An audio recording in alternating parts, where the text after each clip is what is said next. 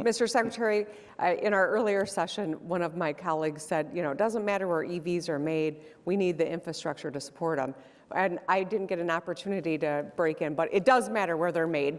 I care where they're made. And as a governor of Michigan, it's always dangerous to speak for my friends from Ohio, but I'm pretty sure Governor DeWine cares where they're made as well, and a number of us do. But we're proud of our manufacturing transition that we are making, and I'm very excited about it.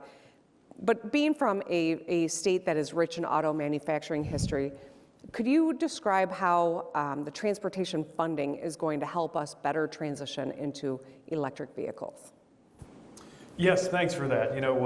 I come from the industrial Midwest as well. My hometown, South Bend, was really a company town for Studebaker, which made their last car in 1963, but that legacy really dominated the city even when I was growing up there. If you go to the Studebaker Museum, you will see their 1903, 1904 models of battery electric vehicles. And that was true really in a lot of the U.S. auto industry. Then, of course, things moved in a very different direction to the internal combustion engine, and yet now we're coming full circle. And it thrills me to see Detroit and Silicon Valley alike leading the way into an electric vehicle future. We think that the future is electric no matter what. The reason that policy is so important is to secure at least three things that I think won't happen no matter what. Number one, will the transition to electric happen fast enough to support our climate needs at a moment when the climate crisis is bearing down on us?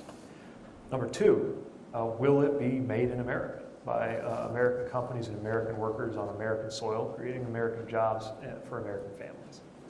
And three, will it happen in an equitable way? And that's especially important because many of the drivers who could theoretically benefit the most from the transition to electric are lower income drivers and rural drivers who drive longer distances and have more to gain from the fuel savings. But that only happens if they can afford the vehicles up front.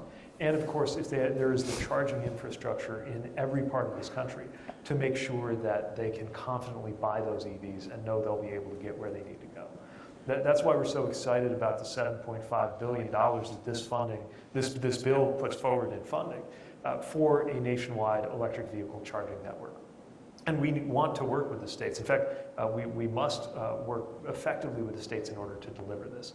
As part of the formula program, which is $5 billion, the majority of that, we are working with a joint energy office that was set up with the Department of Energy.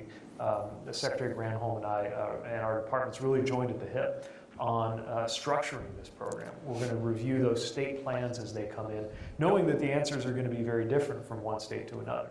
I want to be clear, this is another great example of where private and public meet. We're not seeking to have 500,000 electric vehicle chargers owned and operated by the federal government. What we're trying to do is leverage something where we know that if it is left without any kind of policy intervention, we won't get the results that we need in terms of climate equity and American jobs. But if we get it right, we can supercharge, no pun intended, the accessibility of these vehicles to everybody. That means working out where the electric vehicle chargers need to go. It means making sure we make it make sense for people in every kind of community, from very dense communities where the big challenge is that you don't have a garage or a plug in the wall that you can plug your car into, so we need to make sure the charging stations are there.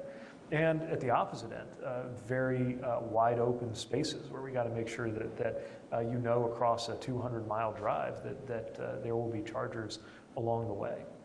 This is something we can't do alone, but we can do together, and we are enthusiastic about quickly deploying these dollars in partnership with you through both formula and discretionary programs to really stand up that charging network that is going to be one of the biggest pieces of the story of a made in America electric vehicle revolution in the 2020s.